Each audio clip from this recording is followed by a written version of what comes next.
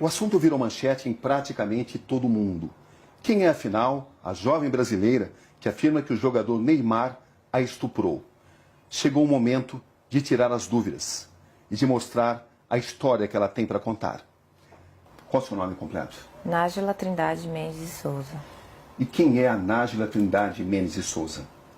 Uma pessoa comum, que trabalha, estuda, sou modelo, estudante de design de interiores, que gosta de esporte, que treina, dança, sou filha, mãe, pessoa comum. Vamos começar com duas perguntas essenciais. Você foi, de fato, vítima de estupro por parte do jogador Neymar ou foi uma relação sexual consentida? Fui vítima de estupro. Você foi vítima de estupro ou foi apenas uma agressão? Agressão juntamente com estupro. Você reafirma que foi vítima de estupro? Fui. Mas por que então seu primeiro advogado diz que você relatou a ele ter sido vítima de uma agressão, não de um estupro?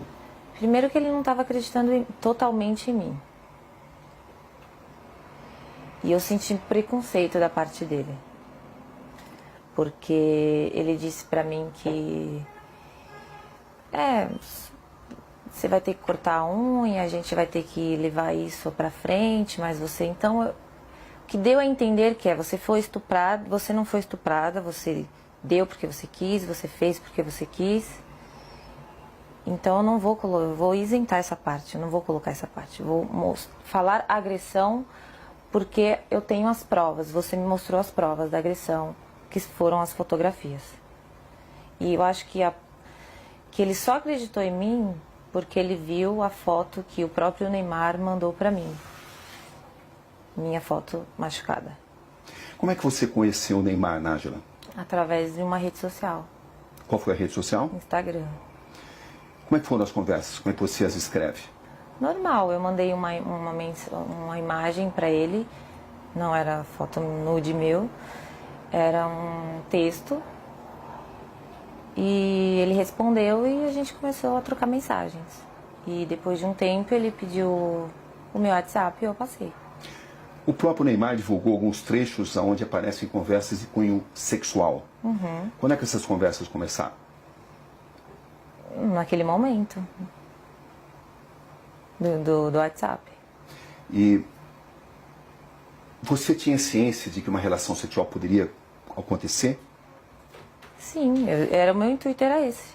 Era o seu intuito? O meu intuito era ter uma relação sexual com ele. Desde quando você passou a pensar dessa forma? Quando eu comecei a falar com ele. Em que situação você viajou para Paris para encontrar o Neymar? Não, quem pagou a passagem? Ele. Ele pagou. E as suas despesas, quem pagou? Ele, do hotel. Isso ficou claro desde o início? Não, a gente conversou, eu conversei com ele como uma pessoa comum. Eu queria, era um intuito sexual, era um desejo meu. Acho que ficou até claro para ele isso. E ele perguntou quando eu poderia ir e eu disse, no momento eu não posso, questões financeiras, eu não podia ir. E também questão da minha agenda, do meu trabalho, enfim. E daí ele me sugeriu, tá, mas eu posso resolver isso. E aí eu fui com a passagem. Você levou dinheiro seu também? Levei. Ou seja, você viajou para Paris com que expectativa, Nájila? De ficar com ele, de encontrar com ele. Isso De incluía realizar uma um desejo meu. Isso incluía uma possível relação sexual?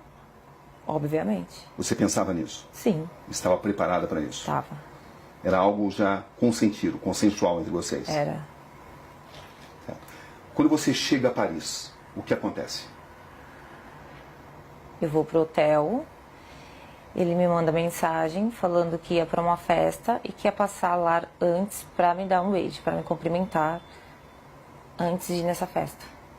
E a partir disso, o que acontece? Eu tinha um desejo de ficar com o Neymar. E quando eu chego lá, tava tudo bem, tava tudo legal as mensagens. Uhul, eu ia conseguir, entendeu? Só que quando eu cheguei lá, ele estava agressivo, totalmente diferente daquele cara que eu conheci nas mensagens. Até aí, tudo bem. Como eu tinha muita vontade de ficar com ele, falei, ok, vou tentar manejar aqui.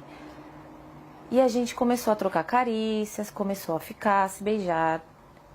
E daí ele me despiu. Eu não Até achei... então foi tudo consensual? Foi. Até aí tudo bem. Sim. Só que depois ele começou a me bater. E eu falei assim, nos primeiros, ok, tava tudo certo. Só que depois começou a me machucar muito. E eu falei, para.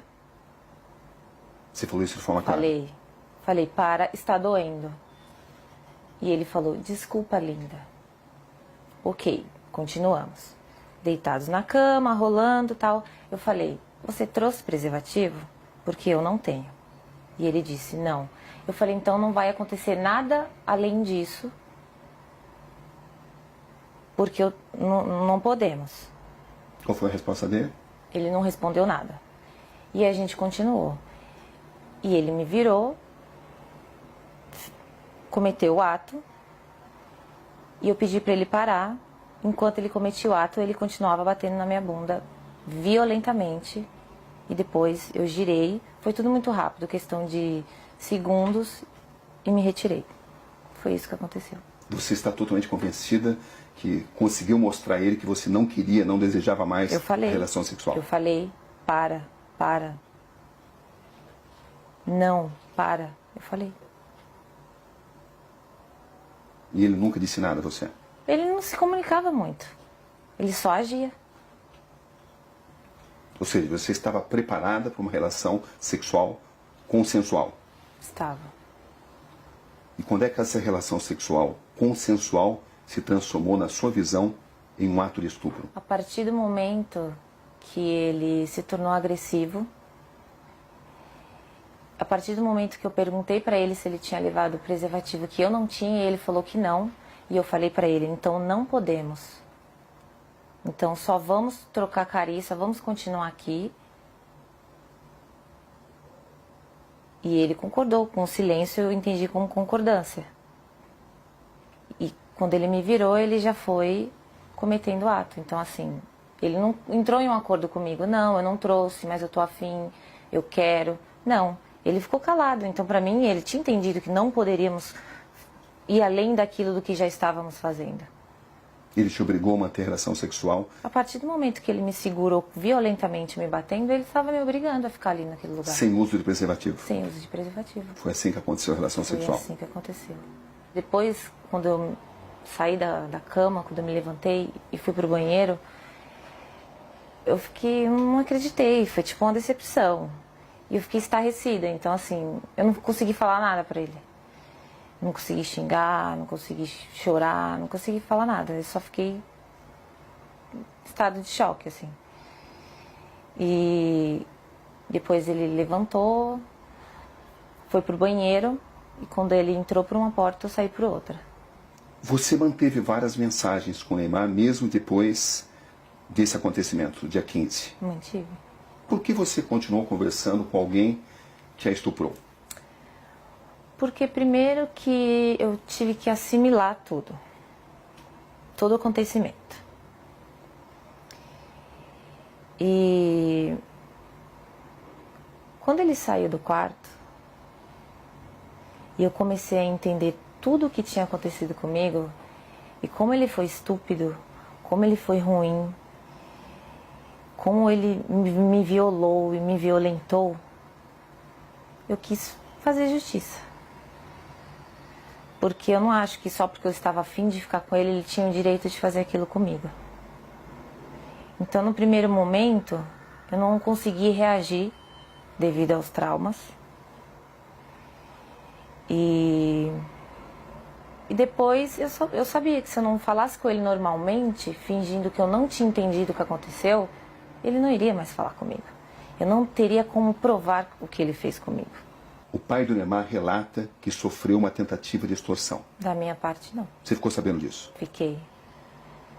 Que os seus primeiros advogados tentaram extorquí-lo. Você ficou sabendo disso? Fiquei. E eu comecei a desconfiar disso no momento que ele não deixava dar queixa. Você foi à polícia contra a vontade dos seus advogados? Foi. Inclusive, porque eu tomei essa decisão, ele decidiu abandonar o caso.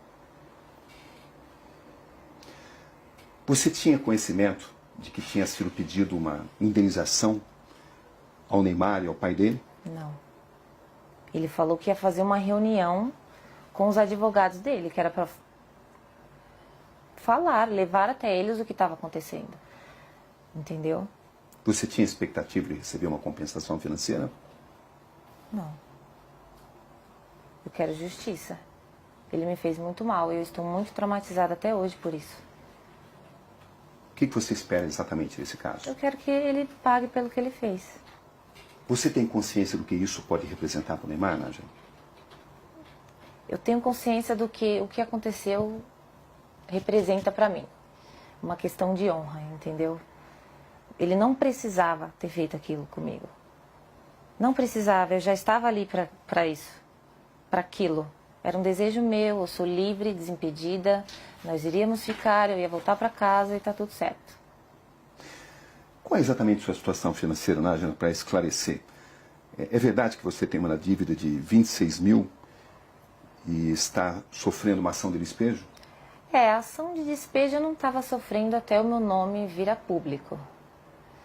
Né? Então, mas eu tinha um acordo sim para fazer, eu deixei acumular, minha única dívida, e do colégio que eu estava estudando, que por motivos pessoais eu tranquei.